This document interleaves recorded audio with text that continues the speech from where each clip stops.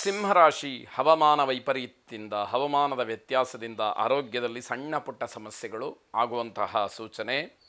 ಅವಿವಾಹಿತರಿಗೆ ಮದುವೆ ವಿಚಾರ ಮುನ್ನೆಲೆಗೆ ಬರುವಂಥದ್ದು, ಮನೆಯಲ್ಲಿ ಏನೋ ಒಂದು ರೀತಿಯಲ್ಲಿ ಸಿಹಿ ಸುದ್ದಿ ಏನೋ ಅನ್ನುವ ಸಮಾಧಾನ ಸಿಕ್ಕುವಂಥದ್ದಾಗತ್ತೆ.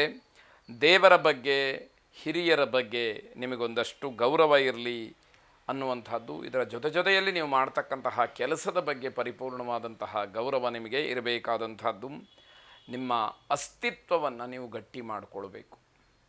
ಅಂದರೆ ನೀವು ಇರುವಿಕೆಯನ್ನು, ನಿಮ್ಮ ವ್ಯವಹಾರಾದಿಗಳನ್ನು, ನಿಮ್ಮನ್ನು ನೀವೇ ಗುರುತಿಸುವ ಹಾಗೆ, ಜೊತೆಗೆ ಸಮಾಜ ನಿಮ್ಮ ಕಾರ್ಯವೈಖರಿಯನ್ನು, ನಿಮ್ಮ ಜೀವನದ ಒಂದು ಶೈಲಿಯನ್ನು ನೋಡಿ ನಿಮ್ಮನ್ನು ಗುರುತಿಸುವ ಹಾಗೆ ಆಗಬೇಕು ಅನ್ನುವಂಥದ್ದು. ತಂದೆಯಿಂದ ನಾನು ಗುರುತಿಸ್ಬಿಟ್ಟೆ, ಅಥವಾ ನಮ್ಮ ಮಾವನಿಂದ ನಾನು ಸಮಾಜದಲ್ಲಿ ಪರಿಚಯನಾದೆ, ಯಾವುದೋ ಒಂದು ಹೆಣ್ಣಿನಿಂದ ನನ್ನ ಪರಿಚಯ ಸಮಾಜಕ್ಕಾಯಿತು, ಇವೆಲ್ಲವೂ ಕೂಡ ಮಧ್ಯಮ, ಅಧಮ, ಅಧಮದಲ್ಲಿ ಅಧಮ ಅಂತ ಹೇಳಿ ಶಾಸ್ತ್ರ ಹೇಳುತ್ತೆ.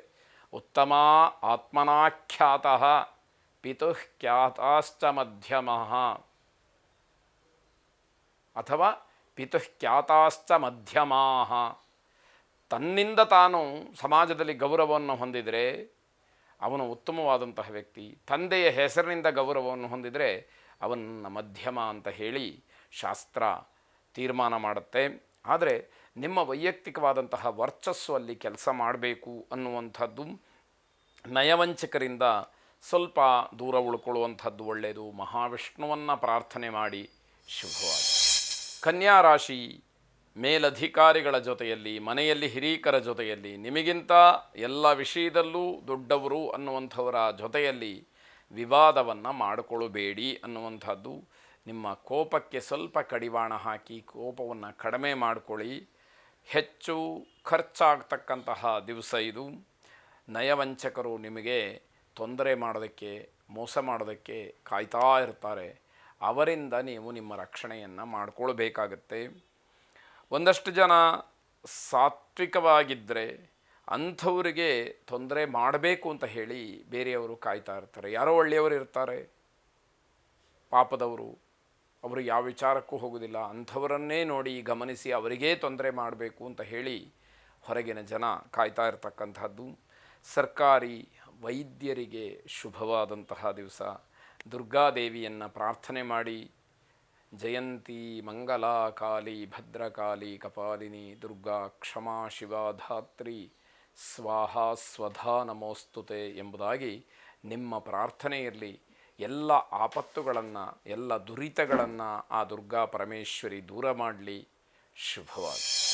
ತುಲಾರಾಶಿ ಸ್ನೇಹಿತರ ಜೊತೆಯಲ್ಲಿ ಸೇರಿಕೊಂಡು ಹೊಸ ಹೊಸ ಯೋಜನೆಗಳನ್ನು ಮಾಡಬೇಕು ಅಂತ ಹೇಳಿ ಮನಸ್ಸಿನಲ್ಲಿ ತೀರ್ಮಾನವನ್ನು ಮಾಡ್ತೀರಿ. ಅದೇ ರೀತಿ ಸ್ನೇಹಿತರ ಭೇಟಿಯೋ, ಸ್ನೇಹಿತರ ಜೊತೆಯಲ್ಲಿ ಮಾತಾಡ್ತಕ್ಕಂತಹ ಅವಕಾಶವೋ ನಿಮಗೆ ಸಿಕ್ಕುವಂಥದ್ದಾಗುತ್ತೆ. ವ್ಯಾಪಾರ ವ್ಯವಹಾರಾದಿಗಳಲ್ಲಿ ಹಿನ್ನಡೆಯಾಗ್ತಕ್ಕಂತಹ ದಿವಸ ಇದು. ನಿಮ್ಮ ಕೌಶಲ್ಯ ನಿಮಗೆ ಸಹಕಾರವನ್ನು ನೀಡುತ್ತೆ. ಅಂದರೆ ನಿಮ್ಮಲ್ಲಿ ಇರತಕ್ಕಂತಹ ವಿಶೇಷವಾದಂತಹ ಯಾವುದೋ ತಿಳುವಳಿಕೆ, ಬುದ್ಧಿ ಅಥವಾ ಕೌಶಲ್ಯ ನಿಮಗೆ ಅನುಕೂಲವನ್ನು ಮಾಡ್ತಕ್ಕಂಥದ್ದಾಗತ್ತೆ. ಸಂಬಂಧಿಕರು ಆಕಸ್ಮಿಕವಾಗಿ ಮನೆಗೆ ಬರಬಹುದು. ಇವತ್ತೆಲ್ಲ ಹೇಳಿ ತಿಳಿಸಿ ಬರಬೇಕಾದಂತಹ ಸ್ಥಿತಿಯಲ್ಲಿ ನಾವಿದ್ದೀವಿ. ಆದರೆ ಏನೋ ನಿಮಗೆ ಗೊತ್ತಾಗದಲೇ ಅಥವಾ ಆಶ್ಚರ್ಯಕರವಾಗಿ ಸಂಬಂಧಿಕರು ನಿಮ್ಮ ಮನೆಗೆ ಬರುವಂಥದ್ದಾಗಬಹುದು. ಸಾಂಸಾರಿಕವಾಗಿ ಮಕ್ಕಳ ಬಗ್ಗೆ ಇದ್ದಂತಹ ಚಿಂತೆ ದೂರವಾಗುವಂತಹ ಸಮಯವಾಗುತ್ತೆ. ಮಿತ್ರರೇ ಶತ್ರುಗಳಾಗುತ್ತಾರೆ, ಅದನ್ನು ತುಂಬ ಚೆನ್ನಾಗಿ ಗಮನಿಸ್ಕೊಳ್ಬೇಕಾದಂಥದ್ದು. ಕುಲದೇವತಾ ಪ್ರಾರ್ಥನೆಯನ್ನು ಮಾಡಿ. ಶುಭವಾಗಿ. ವೃಶ್ಚಿಕ ರಾಶಿ ನಿಮ್ಮ ಧೈರ್ಯ, ನಿಮ್ಮ ಸಾಧನೆ, ಇದೆಲ್ಲದಕ್ಕೂ ನಿಮಗೆ ಏನೋ ಒಂದು ರೀತಿಯ ಭಂಗ ಬರುವಂಥದ್ದು. ಅಹಂಭಾವ, ನಾನು ಧೈರ್ಯದಿಂದ ಈ ಕೆಲಸವನ್ನು ಮಾಡಿದೆ, ನಾನೇನೋ ಧೈರ್ಯದಿಂದ ಇದನ್ನು ಸಾಧನೆ ಮಾಡಿದೆ ಅಂತ ಹೇಳಿಕೊಳ್ಳುವಂತಹ ನಿಮಗೆ ಭಂಗವಾಗ್ತಕ್ಕಂಥದ್ದು. ಅಲ್ಲೇನೋ ತಪ್ಪನ್ನು ಕಂಡುಹಿಡಿದು ಎತ್ತಿ ತೋರಿಸ್ತಕ್ಕಂತಹ ಕೆಲಸಗಳಾಗುತ್ತೆ. ಅಪರಿಚಿತ ವ್ಯಕ್ತಿಯಿಂದ ಭಯ ಕಾಡುವಂಥದ್ದಿದೆ.